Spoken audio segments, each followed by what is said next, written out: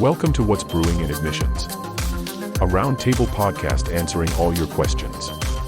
It's everything you need to know about college. 3, 2, 1. Hey y'all, thanks for joining us today for What's Brewing in Admissions. Today we have a guest speaker, not guest speaker, but a guest, JT Harrison. He works with us here at Heritage. He's our Vice President of Advancement for the school. He raises money. He and his office, they raise money to support the school here.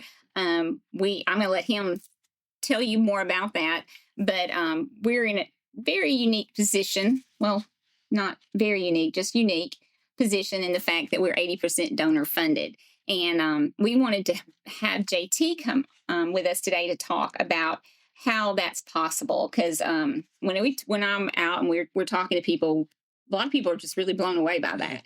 The fact that we can be that highly funded as for an institution like we have, being nationally accredited and only offering Bible degrees. Like, how is that possible? So, JT, I know you do this a lot, and you go around and you talk to a lot of different people about the school and how this is possible. So we'd just like for you to maybe share with that today, and then more people can listen in on their own time. Okay. Well,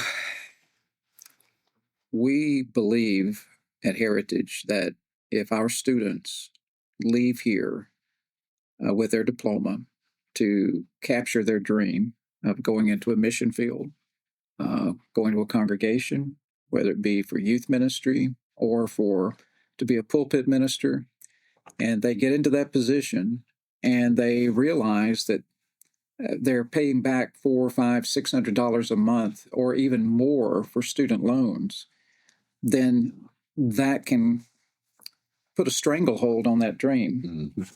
And too many times I see this being the case is that you'll have students coming through different Bible colleges leaving with $40,000, $60,000, even $80,000 in student debt. Mm-hmm.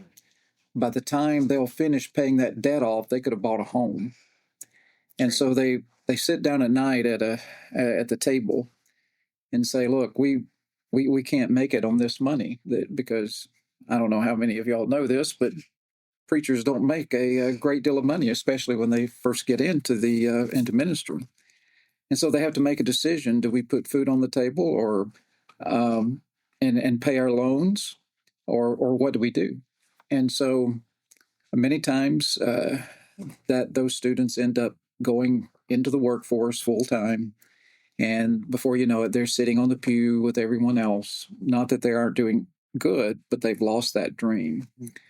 And we decided back in 2012, 2013, we looked and collectively, our students alone had borrowed over $251,000. And we said, this cannot happen. So we started raising money for scholarships. We started offering scholarships that allowed our students to graduate, in most cases, debt-free from their loans, not having to obtain loans. And then 10 years later, we looked at that snapshot, and all of our students collectively had just borrowed over $6,000. So that's a big difference. And the only way that we're able to do that is because a lot of people out there don't just love Heritage Christian. They love the lost. Yeah. They want the lost to be saved. And so they want our students to be able to leave here debt-free and for the rest of their lives carry out that mission that they once set their minds to do.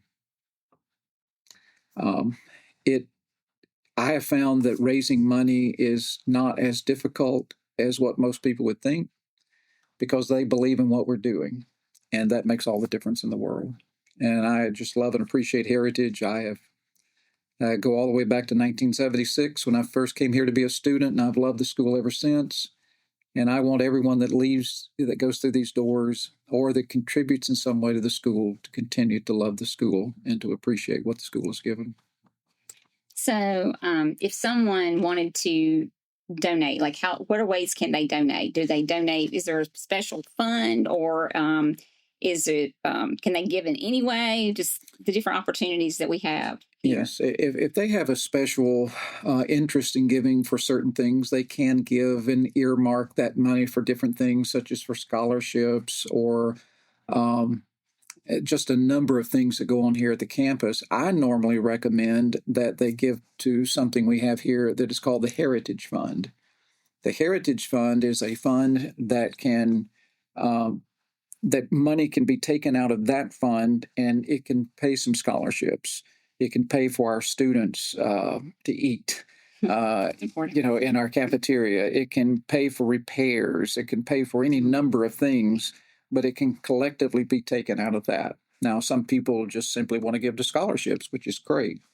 The thing that we have to keep in mind with scholarships is that we never that we're so overrun that we don't need scholarship money, but when we start selecting certain key places that we want that money to go, let's say if it were a library fund, well, we can't spend that fund unless the need is there in our budget. So it's best to just put it in the Heritage Fund and let it be divvied out to the needs of our departments. Right. So saying, for example, we have those scholarship funds and that pays tuition. It's what that scholarship fund does. It pays tuition.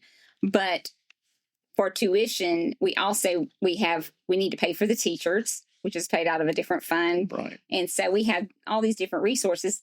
All those resources teach the student, all those different components of our school, what makes the school happen. So it's not, I think maybe sometimes we don't realize exactly what those funds mean.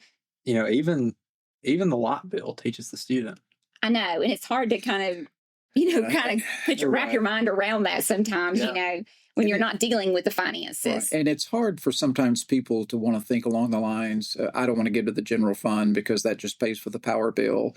Well, if we couldn't pay the power bill, we wouldn't have a school. We wouldn't have technology. Yeah, we wouldn't have the technology. And as you said, we wouldn't have teachers, that we must pay those teachers. Yeah. Now, so one thing that I try to tell churches and individuals that it's wonderful when they can help students pay their individual bill. Mm-hmm. We have churches and individuals that assist in doing that, and that is wonderful. But if they would consider putting it in towards a scholarship, that helps all the students. Now, you come back to the student who has a need financially on their bill, then we do everything that we can to help them find the resources to pay for that bill. We want to lose anyone as a student because of money. Yeah. And I think most students who try to pay their bill, all of them will tell you that we do everything within our power. There are times when you've called and y'all have called and said, look, someone needs help here. And I can make a call to a church or an individual and they're able to help them. And that's important. Mm-hmm. But I would encourage people that when you give to the school, give to scholarships, give to the teachers fund, or give to that heritage fund. Those are the top three things as far as need that we have. Okay. That's great. Is there any particular time of the year that you need more, or is it, when is the givings down? Like if somebody wants to come in and be the hero of the day, I know we always need money, but in the way our money cycle runs, because I hear you say we're at zero, July 1, we're at zero. So kind of tell us a little bit what that means. Technically, our fiscal year runs from June until July. And so we start on July 1st and essentially we're broke from the standpoint of being able to use the money from before. Now we'll have, cash that may be brought over. But that money that we didn't spend goes into a quasi fund, and that's for a rainy day fund in case something bad happens. Mm-hmm. But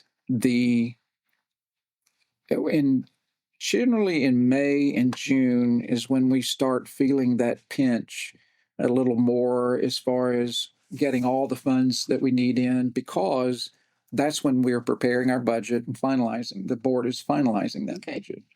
And so, hey, we still need money, through June. We don't just give up on it. And so there will be no such thing as giving too much money this year to in the month of June, because there are places that we can put that. But generally, any time of the year. And I also say this, that sometimes people think, well, my little small contribution will not help anyone. We've had people that have been giving to this school for 40 plus years and have maybe given $50 a month, $100 a month, $25 a month. And you think about throughout those years how much that amounts to. Yeah. It cost us $10,000 each year for a student for a scholarship. Well, they've essentially educated several students Right. at that rate. And how many souls? There's no way to know that. Right. But how many souls has that one person reached? We don't know. They don't know. But that's what what someone considers small, that's how God makes it so huge and monumental. Why you always say there's no such thing as a small gift. Well, and I tell people that if you go onto a thing on the internet called I think it's called the death clock. It's a thing that tells how many people are born in the world each minute, how many people die each minute. And everywhere in the world, there are about 109 people that die each minute in the world. And you think about how many of those perhaps that are unprepared to meet God. Mm-hmm. And that's why we exist. We don't exist to be a general education school. We don't exist to put lawyers and doctors through school, although all those things are needed. We are a single focus school that's dedicated to training preachers and teachers and other students, men and women, in their own respective roles to reach those 109 people. And that's a great task. It's like Paul said that we may not all be able to go and to preach, but we can support those who preach. And that's what a lot of our people do and have done for a long time. But it's a very simple process. If we don't teach and invest in our students, then there will be nothing on that end. And I always tell people it's an investment. You invest in a student, then long after we've gone from this world, that student is going to be bringing people to heaven. Yeah. Mm-hmm. And the people that they reach will be bringing people to heaven, and so on and so on. And so there's no better way to invest your money than in souls. You're right, because that's the fund that just continues to grow. Because God gives that increase. It's a beautiful story. It really is. And what amazes me are the people who give to our school that could have used that money for something else. They could have bought a car or a yacht or anything, and or a second home, but yet they give liberally and sacrificially, and God blesses them for that. Yeah. And I talked to one of our donors not too long ago, and he was talking about some things that they were getting to do. They were retiring, and some things they were going to get to do, but it wasn't expensive things. It was living closer to family. And I was telling them, we'd appreciated their sacrifices and things they'd given to us. And he said to me that it was his responsibility. He felt that with his money, what he did with it, because he was blessed, he felt like he had a greater responsibility for that money. And those are the kind of people that seriously keep the lights on here. And that's so special. And I just hope I can be a 10th of that person, because those examples, those teach me lessons every day as we do this. I'm glad I can be a little bitty part of this school. But, and I think, this school doesn't belong to us. I really believe it's God's work. And I appreciate what you and your team do to be able to do that.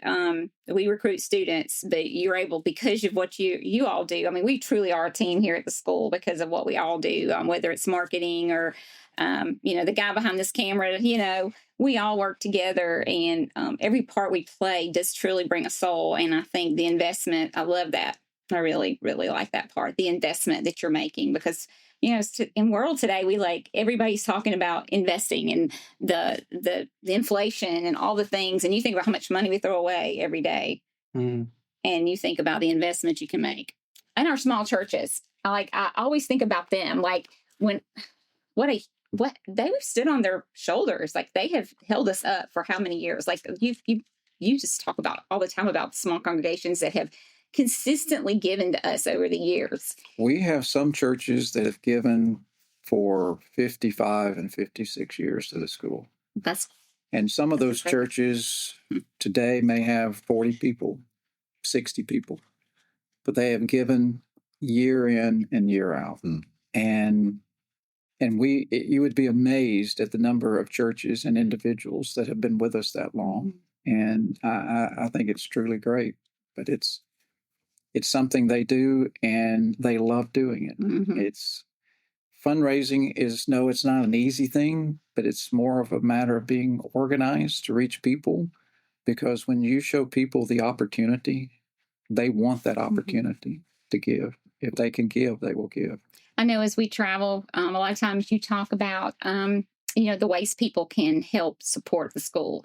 It is financial by all means, but share a couple of the other ways you feel like people can support the school. Something that a lot of people may not think about is that you may say, well, I don't have a lot of money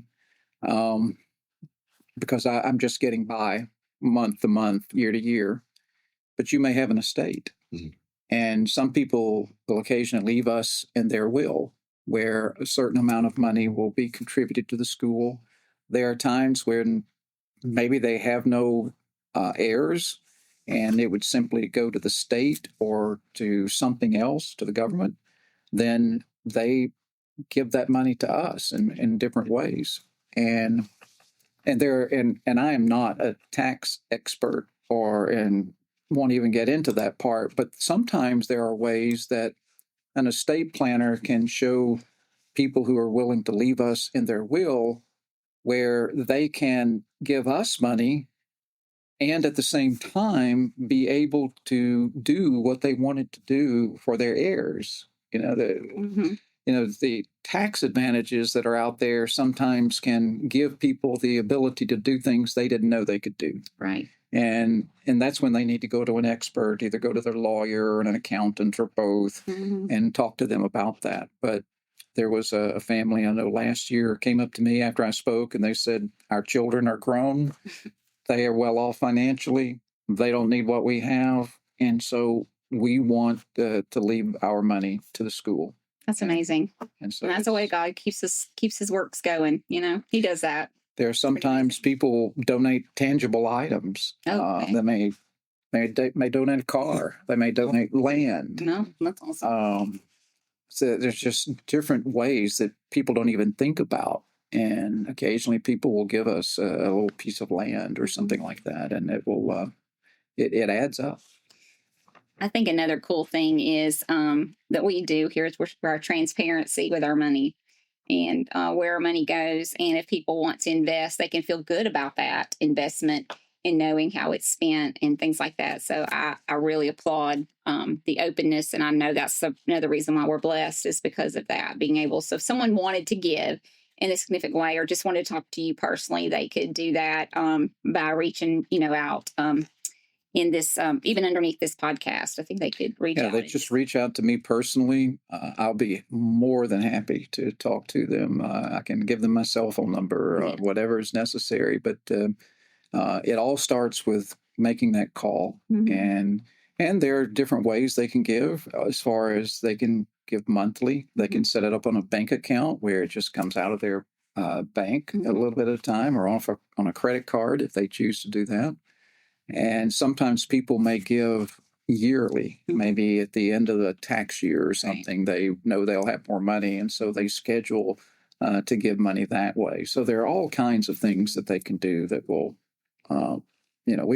if people want to give money, we can help them find a way to give in a way that will be not harmful to them or hurtful in any way, but will be a blessing to them and a blessing to us. We don't put anybody in a bad spot. We don't want anyone to be put in that position. But also, if someone has not ever, maybe their congregation, they're listening to this and their congregation's never heard about Heritage and never heard of anything we do, you'd be glad to come and talk to them, right? At their church, at their congregation, talk to their church about it, talk to their eldership about it. And Dwayne and Caleb would do the same here. So if you're listening and this is something that you really want to talk more in depth about, we would love for you to reach out and we will send one of our ministers, one of our staff people to come and talk to you and they can talk to you and answer your questions more personally. At the bottom of the screen, we will have our telephone number. So that number will be there. You can always reach out. Yeah, Great. that'd be great. A lot of our donors, our donor base, are people who are 50, 60, 75 years old. That as that base grows older, naturally, then our need as individuals, as our need for new money also grows. And there are churches, sadly, out there that each year are closing because they have gotten so small that they have no young people. Maybe they're in a rural area. They have, because of all these factors, maybe they can't find a minister. There are a lot of churches out there that cannot find a minister. They, Home Mission, for instance, tells us that there are about 125 churches each year that close in this country. And I believe that. Yeah. I've known of several myself in the past few months. Not all of them are because they don't have a preacher, but in many cases, people will call and say, we can't give any longer because we're closing our doors. We've looked for a minister for 3 or 4 years. We don't have a prospect of growing, and so we're closing the doors. And that not only hurts the church in that area, most of all, but it also hurts us and affects us. So we constantly need new churches, new individuals that will give. The ones that are currently giving can't carry that torch forever. You know, Dr. Brothers, when he speaks, he always says that making ministers is our ministry. And it just does sum us up so well. And I know being able to do that gives hope to the smaller congregations too. When you talk about them, closing their doors, sometimes having a minister helps them hold on and helps them grow and reach. And I always talk about those small churches when we go out and we talk to them, and how much it encourages them, to know they can be a part of this because they know they're part of something bigger. And when you're giving to something like this, what we're doing as a collective at the church at large, it's a very exciting thing because you think about I'm a part of something that's a lot bigger than myself and what I can see in front of my face. Right. And I try to tell churches that we're not just coming to them to say, we want you to give to us. We are trying to help them, not just to find the ministers, but we have things like audit classes for their members. Right. We have the Brewing series. In fact, I was out of town 2 or 3 weeks back, and a church that I had told about mentioned the Brewing series to, they said, hey, we love that Brewing series. We're using that. And because they're a smaller church and they don't have many teachers, but they can find a facilitator. And so they said, we love that. And then there are other things that we're trying to do. We try to help them find ministers, and we try to help them find resources. So it's not just a one-way street, Right. because we're here to help the advancement of the church, not just a student, but the church. The whole thing. And if the church out there has a need that I can help them with, I will do my very best to help them find that need, fill that need. Yeah. I love it. It's full circle. It comes full circle. I love it. It's we help each other, in the needs that we can meet. Collectively, it gets us to the end of to God's purpose for us. And I appreciate everyone. If you're listening in today, it's because you want to give, or you're interested in Christian education, or you're interested in the lost souls. And we're just really excited that you have taken time to listen in. And we just hope that this has helped you understand Heritage a little bit better, and kind of where we are financially, and where we need to be, where we want to stay. So we appreciate you tuning in.